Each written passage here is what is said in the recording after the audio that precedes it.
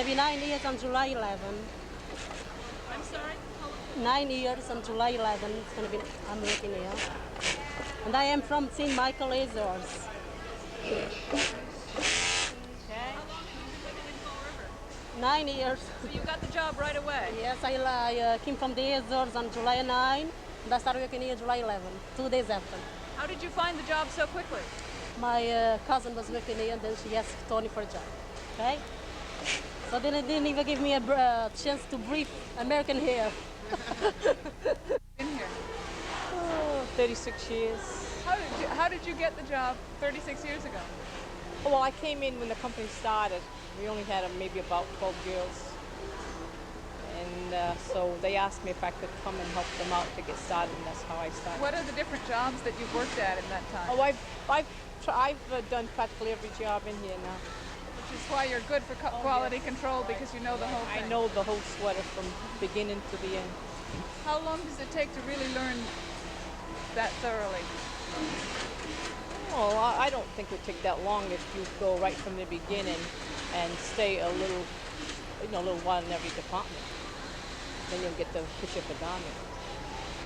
Garment industry has a good future in Fall River because of the fact that we are constantly retraining new people. You know, as older employees leave the industry, we are getting in new people to replace them, which is, you know, an essential part. This particular plant was asked to relocate in other areas which are not too far away, but the problem in relocating somewhere else, let's say in Newport or maybe in, you know, little few miles away from here, is that they don't have the trained, skilled people like we do in the Fall River area. Most of the people in the area are very well oriented toward the needle trades, and that's where we feel that, you know, Fall River is the place for us because of the fact that we have all these qualified people to do the jobs that we have, you know, available in our industry. I noticed that here, as well as several other places that we've been, there are a great many people who don't speak English, who presumably are immigrants or first generation. Mm-hmm. And it doesn't seem to be any problem to the non-English speaking person in finding a job in the needle trades. Right. We have absolutely no problem at all. Any communications with the employees are in English and in Portuguese to accommodate those people also. They make up a good part of our workforce in here, and we also have quite a few minority groups which we make sure that we get across to them any point that we have to.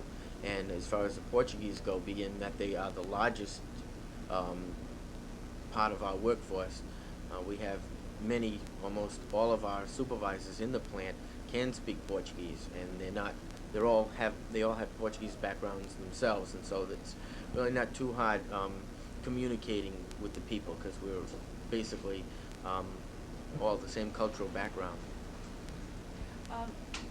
Would you like to discuss at all the virtues or not, whichever it is, of being located downtown close to public transportation, the ease of people getting to work, as opposed to being in a new building, let's say outside of the downtown area?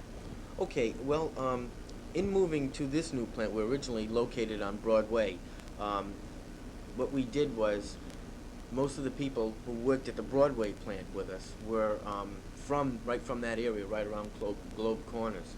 But when we moved to the new building, so that we wouldn't lose any of our people, what we did was we got in touch with the Fall River Transit Authority, I guess would be the correct title, and made sure that our people had bus transportation from whatever part of the city that they were living at to this new plant. So right now, any of our people can take a bus to the traffic center in the morning, and then there is a special work bus that goes from the traffic center right straight to this plant each morning, and then it also picks them up at night.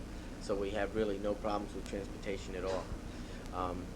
A lot of the people carpool too, being the fact that there are so many people who are related to others who work within the plant. You might have a whole family coming to work in the morning in the same car and leaving at 3:30 at night. Is there anything else you wish to add that you feel we haven't covered? Only in that we realize, the management of this company realizes that in order to have a harmonious situation within a plant, that you have to treat employees like you would like to be treated yourself. And this is basically, you know, what Bristol Knitting Mills is built on. The fact that we feel that we treat the employees very fairly, and they're very, very happy with their jobs here, as you can see if you talk to anyone within the plant. We feel that we're extremely competitive as far as any benefits go. We have a fantastic employee benefit package, and as far as company newspapers and outings and other types of employee organizations we have, like baseball teams and summer outings, Christmas parties, and a lot of the people share their hours, after work hours, with each other that work in the plant. In other words, you might have 5 or 6 employees from the same department doing things together on the outside of their work too. So it's quite a family atmosphere that we have here.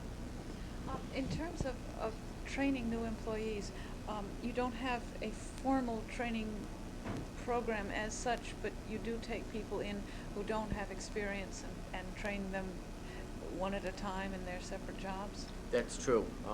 In most of the areas, we will accept people who don't have any training in the needle trades industry at all. There are a certain type of tests, which we call a manipulative dexterity test, which we like to administer to people to see if they can work with their hands, because in most of the jobs that we have in here, it's essential that a person be able to work with their hands and have good manual dexterity. The test is very simple. If they pass that test, they can probably, if they are motivated enough, can make out fantastic on any of the jobs that we have in the place. One thing we haven't looked at all is the jobs that are not any specific process, but maybe moving the material along the process, which presumably require very little skill. Right. I don't know how many of that kind of jobs there are. Could you just explain that a little bit? Okay, with our transporter system that we have in the stitching room, we eliminate a lot of material handling. It's done electrically. You know, the transporter takes care of that. It's also good from a standpoint where, you know, girls aren't waiting for work. The work is right there waiting for them all the time. Okay? We do have material handlers in the yarns areas that they have to transport the yarns up to the knitting room upstairs. But most of our system here is on conveyor belts or roller type assembly lines, which, you know, feeds each of the departments with work to try to eliminate some of this material handling. So basically it's in the yarns area where yarns have to go from one floor to the next, and in the shipping area where we have to utilize, you know, real material handling.